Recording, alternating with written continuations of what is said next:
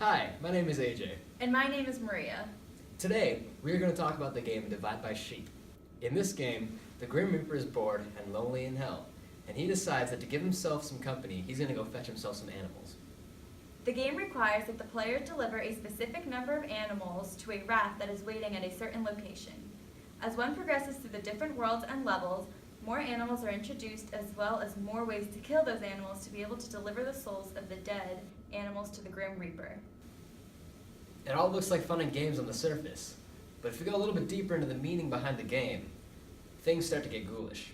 Through the game Divide by Sheep, we can observe how animals are objectified, denaturalized, and treated as expendable beings in order for the player to successfully clear the levels. Let's take a closer look. Several times throughout the game, you are given more animals than you know what to do with. You need to sacrifice some in order to clear the levels with all 3 stars, since the game asks you for a specific number of animals each round.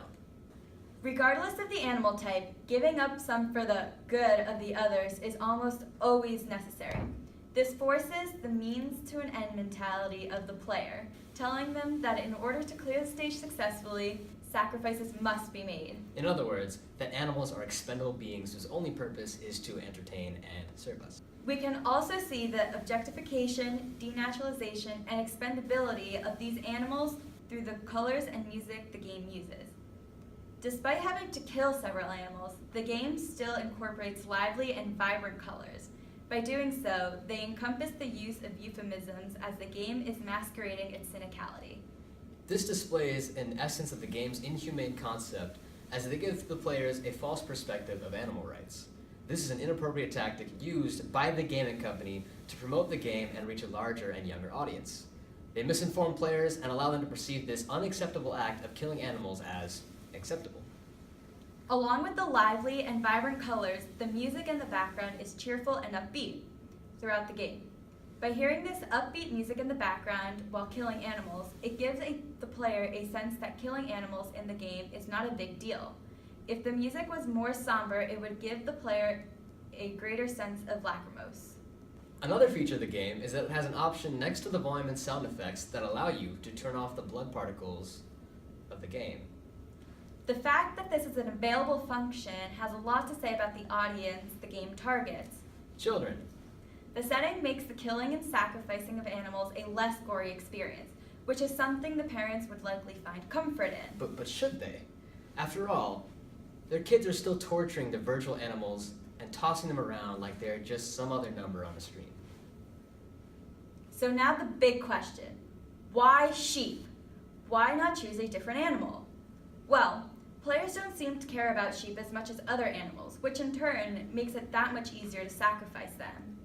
For example, if the game used puppies instead of sheep, players would actually feel remorse and would not want to sacrifice or kill any of these sweet little puppies.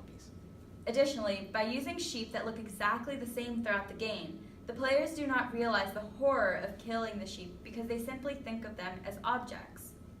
The game mechanics are yet another way the animals are treated as expendable beings. One mechanic that is introduced as you go through the levels are lasers that are placed between the platforms. When sheep are launched through them, they are literally cut into 2 pieces, spitting blood all over the platform as each of the 2 bodies land. However, the horror doesn't stop here. If you somehow get these 2 butchered halves onto a boat, the blue ribbon will bond the pieces together and make them count as one whole sheep. Now, not only was the player tossing animals around like plastic toys, we found out that in the game's eyes, an animal will still be the same after being killed and then glued back together. In other words, an animal's worth is reduced to simply the physical parts that form it, not including its life.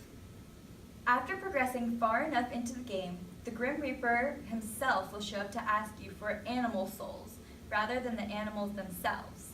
In order to give these to him, not only do you have to make the usual sacrifices to arrange the number of animals you are given, but every animal that you kill will have their souls placed in the Grim Reaper's boat. So now, not only were we forcing these animals into becoming friends with the Grim Reaper, but also we are literally giving him the souls from these animals. Arguably, this is the most naturalized version of the animals that we see, since the game shows us that they do not indeed have souls, rather than just being dolls being tossed around. The frightful thing about this confirmation is, however, not only does the player thoughtlessly continue to subject the animals to the inhumane treatment that they have been enduring for the entire game, they completely disregard the importance and meaningfulness of the soul, a concept that has been the very reflection of life for centuries. Similar to the Grim Reaper, the Kraken is an in-game feature that is unlocked after getting far enough into the game. The Kraken demands for a certain number of animals in order to feed it. However, unlike the other times that the game is asking for a specific animal, the Kraken does not care what kind of animal you feed it, as long as it's being fed. Aside from the usual sacrifices the player has to make in order to get the correct number of animals to the Kraken, the player is now also being asked to kill more animals at the expense of a monster. In essence, the game's most prominent flaw is that it is consistently exhibiting a pattern of inhumane and unnecessary violence towards animals, conveying it as a sense of victory for the player. Thank you for watching our video. Remember, this is simply our interpretation of the game, so if you haven't already, go out there and play it for yourselves, with parental permission, of course. If you viewed something differently than how we did it, let us know in the comments. Don't forget to like and subscribe. Squad out!